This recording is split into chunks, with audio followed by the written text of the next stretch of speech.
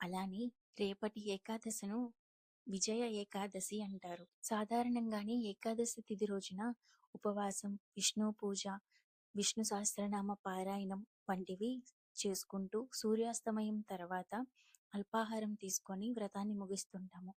అలాంటిది రేపటి విజయ ఏకాదశి రోజున ఇవేమీ చేయడం కుదరకపోయినా కనీసం ఈ కథను వినడం వల్ల తమ జీవితంలో ఉన్న అడ్డంకులన్నీ తొలగిపోయి విజయాన్ని ప్రాప్తిస్తుందని మన పురాణాలు చెప్తున్నాయండి. అయితే ఈ విజయ ఏకాదశి కథ త్రేతాయుగానికి చెందింది. మొదట నారదుడు బ్రహ్మదేవుడితో విజయ ఏకాదశి గురించి తెలుపండి స్వామి అని అడుగుతారు. అప్పుడు బ్రహ్మదేవుడు విజయ ఏకాదశి పేరుకు తగ్గట్టుగానే చాలా పుణ్యప్రదమైనది.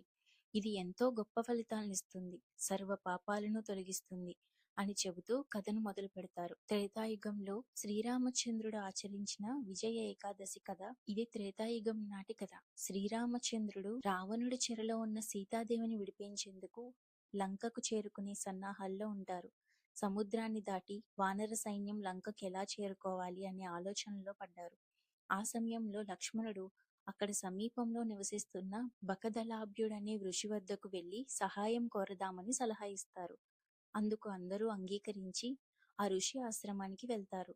తన ఆశ్రమంలో అడుగుపెట్టిన వారు సాక్షాత్తు ఆ శ్రీ మహావిష్ణువి అవతార రూపమైన శ్రీరామచంద్రుడని గుర్తించి, అయినప్పటికీ రావణుణ్ణి జయించడానికి విజయం సిద్ధించాలంటే విజయ ఏకాదశి ఉపవాస దీక్ష చేస్తే విజయం ప్రాప్తిస్తుందని తన బాధ్యతగా ఆ ఋషి సలహా ఇస్తారు. అప్పుడు శ్రీరామచంద్రుడు ఆ ఋషి సలహా మేరకు విజయ ఏకాదశి వ్రతాన్ని ఆచరిస్తారు.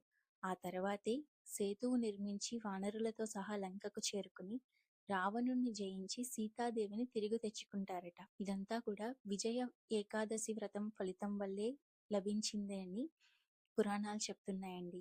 ఈ వ్రతం యొక్క గొప్పతనం గురించి స్కాంద పురాణం, రామాయణంలో కూడా ప్రస్తావించారు. మరొక ముఖ్యమైన విషయం ఏమిటంటే విజయ ఏకాదశి రోజు ఉపవాస నియమాలు పాటించలేకపోయినా, పూజా కార్యక్రమాల్లో పాల్గొనలేకపోయినా ఈ వ్రత కథను విన్నా చదివినా కూడా సకల అడ్డంకులు తొలగిపోయి సర్వ కార్యాల్లో విజయం సాధిస్తామని పండితులు చెప్తున్నారు. సాక్షాత్తు ఆ శ్రీరామచంద్రుడే ఆచరించిన ఈ వ్రతాన్ని మనమందరం కూడా ఆచరించి మన కోరికలు లేదా కార్యక్రమాల్లో అడ్డంకులను తొలగించుకుంటారని ఆశిస్తూ థ్యాంక్ యూ అండి. అలానే ఈ కథలో మీకు నచ్చినట్టయితే దయచేసి లైక్ చేసి, షేర్ చేసి, సబ్స్క్రైబ్ చేయండి. అలానే మీ ఒపీనియన్స్ని కూడా కమెంట్స్ రూపంలో తెలియజేయండి. Thank you.